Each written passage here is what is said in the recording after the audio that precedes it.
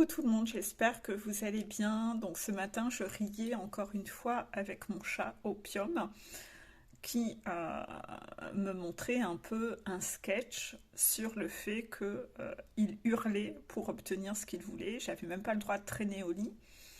Et en fait, rappelez-vous, l'autre fois, je vous avais mis une vidéo où on voyait qu'il était figé devant sa gamelle, sans miauler, sans rien exprimer, alors que il n'avait plus d'eau et il attendait depuis je ne sais combien de temps devant sa gamelle, silencieusement. Et je vous avais fait une capsule où je vous avais dit que vous deviez apprendre à exprimer vos besoins. Les gens ne peuvent pas deviner. Oui, ceci dit, entre ne rien exprimer et hurler, il y a quand même quelques nuances de gris. Hein. C'est pas tout blanc ou tout noir. Et ce matin, il était un peu dans ce côté extrême d'hurler. Et ça ressemble à certains êtres humains qui fonctionnent comme ça aussi. C'est-à-dire que parfois, vous allez être en face de certains êtres humains où vous allez dire, bah quand même, exprime quelque chose, et la personne, après, elle va se mettre à hurler, et là, vous lui dites, bah ouais, enfin, je t'ai pas demandé d'hurler non plus. Oh, faut savoir, hein, on sait jamais avec toi, alors quand je dis rien, ça va pas, et quand j'hurle, et quand je dis quelque chose, ça va pas. Non, en fait, c'est que tu ne dis pas, c'est que tu es en train d'hurler, en fait.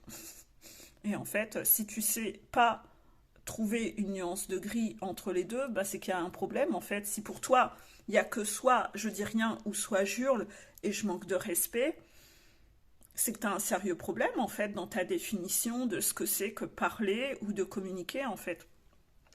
Et ça, vous pouvez être parfois soumis à des personnes comme ça qui sont de mauvaise foi, qui sont d'une extrême mauvaise foi et qui sortent souvent ah bah faudrait savoir, hein.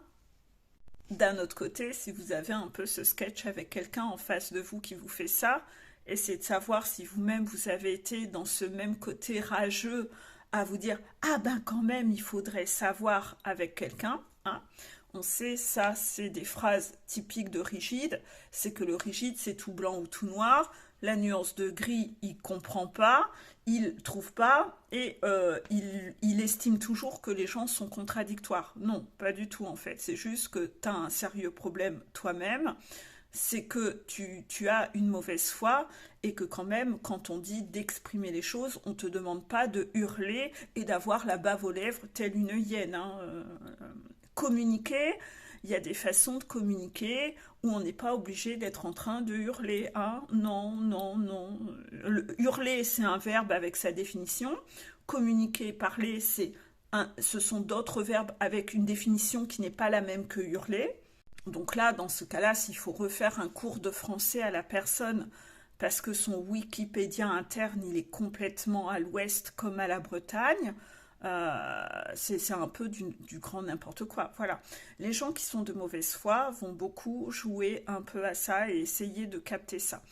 Ce côté un peu contradictoire, typique du rigide 1, qui essaye de cacher ses méfaits, qui n'assume pas, qui ne sait pas s'excuser et qui va toujours se cacher derrière un ouais mais faudrait quand même savoir, ça va jamais, voilà. Et après on bifurque vite sur les phrases de pervers narcissique. Après tout ce que j'ai fait pour toi, t'en as toujours après moi, t'as toujours, voilà. On va repartir dans la victimisation du pervers narcissique.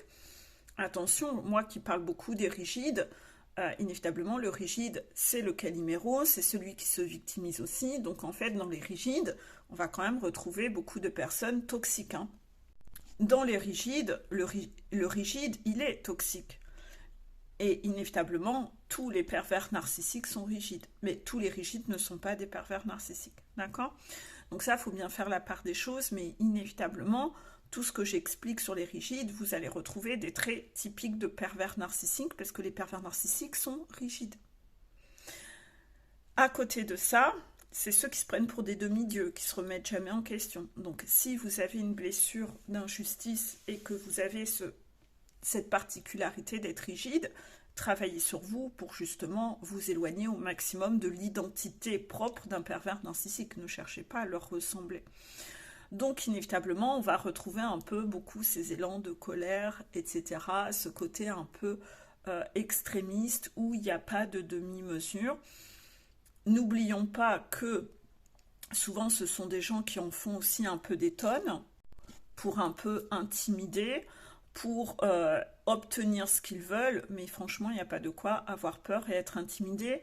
Il suffit que vous vous mettiez à parler sur le même ton qu'eux, et vous allez voir que la personne va tout de suite s'écraser et va redescendre d'un volume, hein. Voilà. Donc ça, c'est la meilleure chose à faire avec quelqu'un qui en fait des tonnes, qui fait des voilà, qui se met à hurler, qui se met à crier dans tous les sens avec des grands mouvements. Surtout, ne faites pas l'éponge avec cette personne-là, parce que cette personne va attendre ça de vous jusqu'à la fin des temps. C'est qu'à chaque fois qu'elle va pas bien et qu'elle est frustrée, mon Dieu, un pervers narcissique, c'est frustré à longueur de journée. Ça veut avoir tout ce qu'il veut comme un dieu, être servi comme un roi, et dès qu'il n'a pas ce qu'il veut, il fait une crise de colère. C'est ce côté un peu roi, c'est ce côté un peu duchesse, princesse, c'est ce côté très enfant capricieux qui est extrêmement laid. Et un pervers narcissique ne sait pas gérer ses émotions. Donc inévitablement, il ne sait pas du tout gérer sa frustration. Dès qu'il n'a pas ce qu'il veut, tout de suite, c'est la crise de colère. Voilà, il est très colérique. De toute façon, la colère, c'est la réponse à tout pour lui. Il ressent jamais de tristesse. Sa tristesse, c'est juste quand il est en colère et qu'il finit par exploser en pleurs. Mais c'est encore sa colère qui se traduit comme ça. Mais il n'est jamais réellement triste. Un pervers narcissique est toujours la seule émotion qu'il ressent, c'est la colère. Il est toujours dans la colère. Vous le voyez toujours. De toute façon, c'est pour ça qu'il est très facile à identifier. C'est qu'il est toujours en colère. Il se met en colère pour pas grand-chose. Voilà. Quand il n'obtient pas ce qu'il veut, il est en colère. Donc en fait, identifiez bien ces gens-là. Ça vous permettra de capter, voilà, la toxicité des gens. C'est dès qu'ils n'ont pas ce qu'ils veulent, ça y est, ils sont en colère et ils vont vous en faire baver. Voilà. Donc surtout, il ne faut pas maintenir une personne dans cette chose-là. Si votre enfant a envie de prendre exemple sur ces personnes-là, parce qu'il a des exemples comme ça sous les yeux, il pourrait se mettre à faire un peu la même chose. Voilà. Donc en fait, c'est quand même un danger. Il faut quand même montrer que ça, c'est pas acceptable, qu'on ne le tolère pas. Parce que imaginez que vous acceptiez ça de l'autre parent, les enfants vont se mettre à faire la même chose, hein. Ça, c'est inévitable. Vous pouvez être sûr que dans vos enfants, il y en a un qui prendra exemple sur cette personne et qui fera la même chose. Pour obtenir ce que je veux, je vais faire des crises. Je vais être en colère, je vais hurler, je vais crier. J'ai bien vu que ça marche. Et tu l'acceptes de mon père ou tu l'acceptes de ma mère, donc pourquoi moi je n'aurais pas le droit? Si tu l'acceptes de cette personne, moi aussi je vais le faire. Voilà. Et en fait, c'est tous les mécanismes un peu de duplication qui vont se faire après. C'est le risque. Donc inévitablement, vous ne devez jamais tolérer ce genre de chantage à la pression, à la crise de colère. Et le meilleur moyen, vous qui en général êtes, moi c'est ce que j'avais, hein, c'est que souvent j'avais peur de ces gens-là, puisque j'avais une peur du conflit. Les gens qui criaient fort, ça m'intimidait, ça me figeait sur place et un peu, voilà, j'étais figée, voilà, paralysée. Euh, et ben en fait, il faut arrêter de diaboliser ça et arrêter d'en avoir peur. Il faut dépasser votre peur. Et vous allez vite voir qu'en fait, c'est juste un mécanisme de manipulation. Cette personne utilise une clé de son trousseau de clés pour essayer de vous impressionner. Haussez le ton, de la même façon, au même niveau que cette personne, voire même encore plus, et vous verrez que la personne va tout de suite arrêter. Elle verra qu'avec vous, ça prend pas. Et que ça prend pas, que c'est pas la bonne méthode à employer avec vous. Rappelez toujours à la personne qu'elle vous doit le respect. Dans les relations humaines, on est censé se respecter et que vous ne pouvez pas tolérer qu'on vous manque de respect, qu'on vous hurle dessus. Non, c'est pas ok. Va apprendre à gérer ta frustration. Voilà. En tout cas, c'est pas à moi de le subir. Arrête de me crier dessus. Ce qui est totalement différent d'un enfant qui, par exemple, va avoir eu une mauvaise journée et quand il rentre, il vous raconte sa journée et que en le racontant, il libère une émotion où il évacue sa colère et que quand il raconte les faits, on voit qu'il a une forme d'emportement, ça c'est pas problématique. Ça c'est pas problématique. Il est juste en train de vous raconter sa journée, il a le droit de ressentir une émotion. Il est pas en train de vous crier dessus à vous. Et là, il ne faut pas faire d'amalgame, il faut savoir faire la part des choses. On ne vous demande pas de diaboliser les émotions. Les gens ont le droit d'être frustrés, les gens ont le droit d'être agacés, les gens ont le droit d'être énervés, ils ont le droit de vous raconter quelque chose avec cette émotion qu'ils libèrent, hein. Cette émotion est mieux hors d'eux qu'à l'intérieur, mais par contre, cette personne n'est pas en train de vous hurler dessus et de s'en prendre à vous. C'est là où vous devez faire la part des choses, hein. Vous devez faire la part des choses. Un rigide ne sait pas faire la différence. Non, lui, il met tout le monde dans le même sac. C'est pas bien. Voilà, allez, ça c'est mal, tout le monde dans le même sac. Non, c'est totalement différent. Quelqu'un qui s'en prend à vous et quelqu'un qui libère son émotion en vous racontant quelque chose qu'il a vécu. Si vous n'arrivez pas à faire la part des choses, ça veut dire que votre rigidité à vous, elle en tient déjà une couche et que vous n'avez pas de capacité d'analyse. Vous n'avez pas de capacité d'analyse, vous n'arrivez pas à faire la différence. Non. Et c'est typiquement face à ce genre de truc que la personne va dire, bah quand même, il faudrait savoir.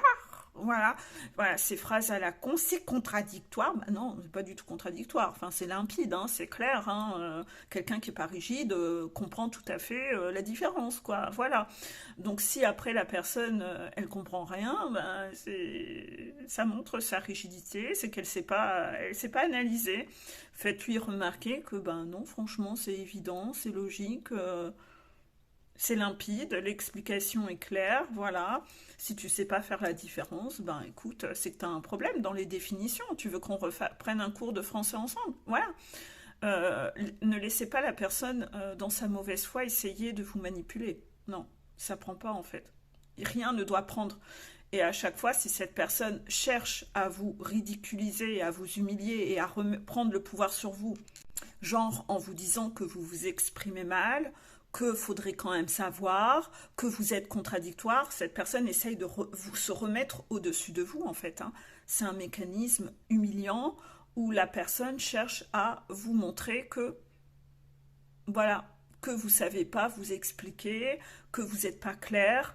Pourquoi? Parce que c'est souvent c'est souvent une clé qui est employée par les personnes extrêmement toxiques, c'est de vous épuiser pour qu'à la fin vous ne disiez plus rien et pour encore réussir à vous faire taire.